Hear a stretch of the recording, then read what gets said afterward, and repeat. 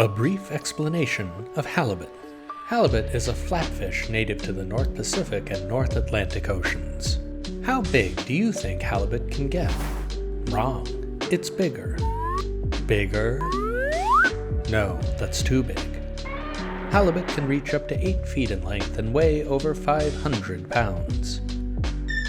Fishermen jokingly refer to halibut as barn doors due to their size and flat shape. This is in fact very hurtful to the halibut. Please do not body shame the halibut. Halibut can also live up to 55 years, or the equivalent of one Josh Brolin.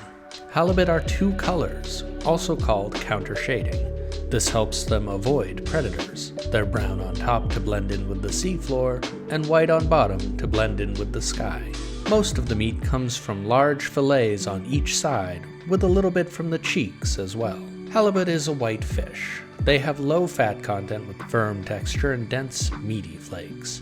Thanks to their size, halibut are one of the highest yielding, most productive fish, unlike those layabout cod. Halibut is a versatile fish that can be pan-seared, baked, grilled, steamed, fried, and more. Here's a few of our favorite halibut recipes.